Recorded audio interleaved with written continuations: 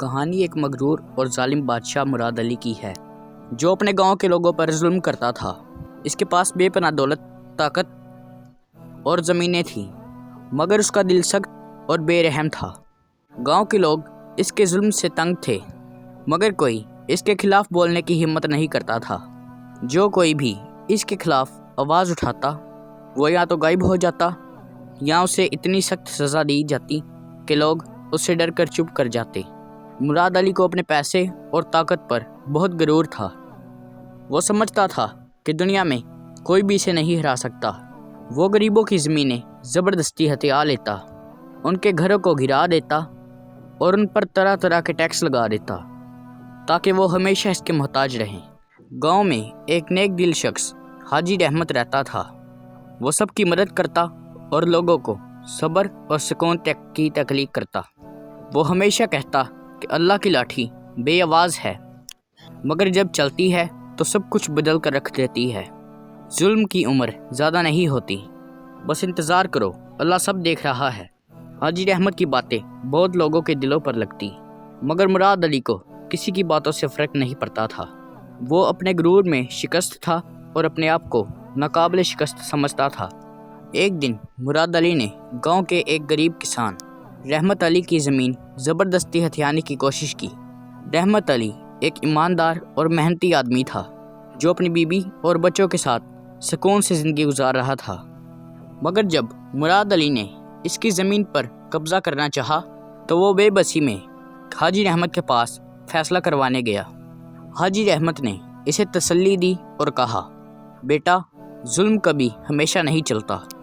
اللہ کی لاٹھی بے آواز ہے، مگر جب چلتی ہے تو ظالم کو ایسا سبق سکھاتی ہے جو وہ کبھی بھول نہیں سکتا۔ دعا کرو اور صبر سے کام لو۔ مراد علی نے بہت سے کسانوں کی زمین پر قبضہ کر لیا اور انہیں گاؤں سے نکل جانے کا حکم دیا۔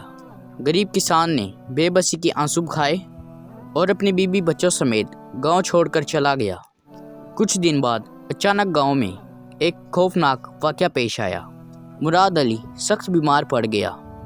اس کی بیماری بڑھتی گئی اور نہ کوئی علاج اور نہ کوئی دوائی اس کا سبب بن پائی۔ جو لوگ کل تک اس کے دربار میں حاضر ہوتے تھے وہ آہستہ آہستہ اسے چھوڑنے لگے۔ اس کی طاقت اور دولت دن بدن کم ہونے لگی اور لوگ اسے دور ہونے لگے۔ جو لوگ اس کے ظلم سے ڈرتے تھے وہ لوگ اب اس کی بے بسی پر حیران تھے۔ آخرکار ایک رات جب پورا گاؤں سو رہا تھا، ایک زوردار آندھی چلی۔ مراد علی کی حویلی کی چھت گر گئی اور وہ شدید زخمی ہو گیا۔ اس کا کوئی مددگار نہ تھا۔ وہ جو کل کبھی خود کو ناقابل شریف سمجھتا تھا وہ آج اپنی جان کی بھیک مانگ رہا تھا۔ چند دنوں میں اس کی دولت ختم ہو گئی اور وہی لوگ جو کل تک اس کے سامنے سر جھکاتے تھے اسے پہچاننے میں انکار کرنے لگے۔ آخرکار مراد علی کو سمجھ آ گیا اس کا ظلم اور غرور ہی اس کی بربادی کی وجہ بنی ہے۔ علی احمد کے پاس پہنچا اور اسے بولا، بابا، میں نے بہت ظلم کیا، مجھے معاف کر دو۔ کیا اللہ مجھے معاف کرے گا؟ حاجی رحمت نے شفقت سے اسے دیکھا اور کہا، اللہ بہت بڑا ہے، وہ معاف کرنے والا ہے، مگر شرط یہ ہے کہ تمہیں سچے دل سے توبہ کرنی ہوگی اور جن پر ظلم کیا ہے ان سے معافی مانگنی ہوگی۔ مراد علی نے سب سے معافی مانگی، اپنی زمینیں واپس کی اور اپنی باقی کی زندگی نیکی کے کاموں میں گزار دی۔ یہ کہانی ہمیں یہ سبق دیتی ہے کہ ظلم اور غرور کی عمر زیادہ نہیں۔ اللہ کی لاٹھی بے آواز ضرور ہے، مگر جب چلتی ہے تو سب کچھ بدل کر رکھ دیتی ہے۔ وقت گزرتا گیا اور گاؤں میں خوشحالی آ گئی۔ رحمت علی اپنے بچوں کے ساتھ گاؤں میں واپس آیا اور اپنی زمین پر دوبارہ کاشتکاری شروع کی۔ مراد علی جو پہلے ظلم و شکست کا بادشاہ تھا اب عاجزی اور نیکی کا پہکت بن چکا تھا۔ وہ اپنی دولت غریبوں میں بانٹنے لگا، بیماروں کا علاج کروانے لگا اور مسجدوں اور مدرسوں میں بڑھ چڑھ کر حصہ لینے لگا۔ لوگ سوچنے لگے کہ وہی شخص جو پہلے ظلموں کا پجاری تھا آج سب کے لیے ایک مثال بن چکا ہے۔ وہ ہر جمعے کے دن گاؤں کی مسجد میں جا کر دعا کرتا اور اللہ سے معافی مانگتا۔ اس کی آنکھوں میں ہمیشہ ندامت کے آنسو ہوتے۔